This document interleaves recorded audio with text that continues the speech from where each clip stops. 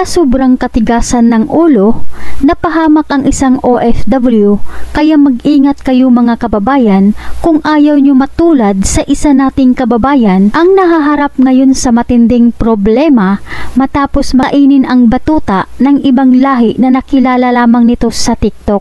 Pero bago tayo magpatuloy, huwag kalimutan i-like, share, subscribe at pahit na rin ang kampana for more videos. Salamat!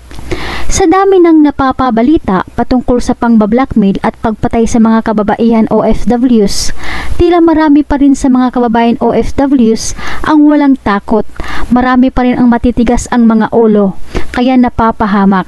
Tulad na lamang sa isa nating kababayan, matapos magpakasarap, matapos makipagtsuktsakan sa ibang lahi, ngayon tumakbo kay Kaagapay Kabong Concha para magpasaklolo. Itago natin sa pangalan alias Kim, ang isang OFW kasambahay sa Saudi.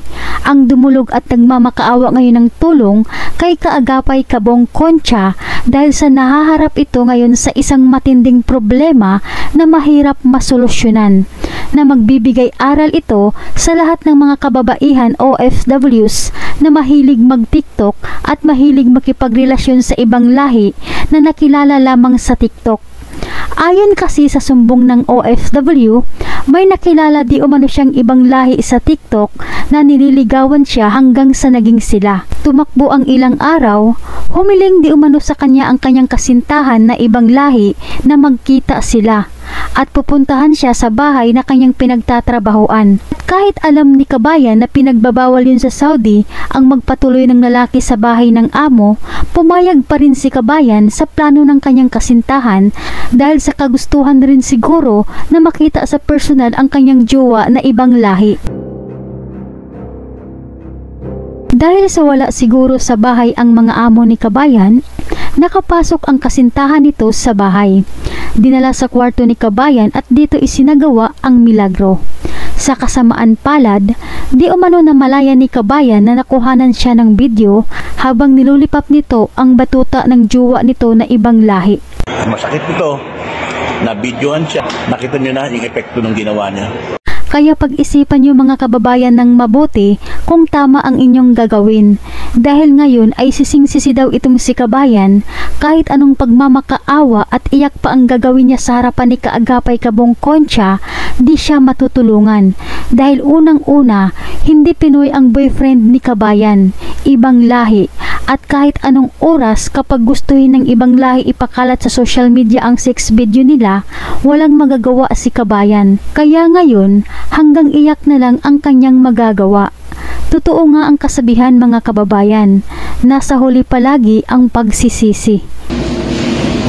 Iniiwasan nga natin na makaproblema kayo dito pero gumagawa kayo ng kahihiyan. Wala naman masama makipagrelasyon mga kababayan, pero wag sana kayo pumayag makipagtalik kaagad kasi di nyo palubusan kilala yung tao, lalo pa sa social media. Tingnan nyo nangyari sa ating kababayan. Kapag kumalat ang video niya, nakakahiya, lalo pa pag nakita ng pamilya niya sa Pilipinas yung video. Ano pang mukha na ihaharap niya sa kanyang pamilya?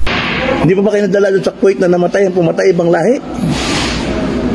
Ito yung OFW mga kababayan na pinatay sa Kuwait. Bago lang to. Pinatay ito dahil nalaman ng boyfriend na may mga anak at asawa ito sa Pilipinas. Pinagsasaksak ang ating kababayan hanggang sa binawian ito ng buhay. Nagawang patayin ito ng Indiano dahil sa sobrang pagmamahal nito sa ating kababayan. At ang masakit pa, nagpakamatay rin ang Indiano. Ito yung ikinatakot ni Kaagapay Kabong Concha. Baka mangyari ito sa mga OFWs na matitigas ang mga ulo. Meron nga rin pinay sa barin bago lang din. Pinatay. Nilaslas ang liig ng boyfriend ng isang Pakistani. Kaya mag-ingat kayo mga kababayan kapag papasok kayo sa isang relasyon. Dahil isa lang po ang ating buhay. Ayan po ang napapala ng iba nating kababayang pasaway.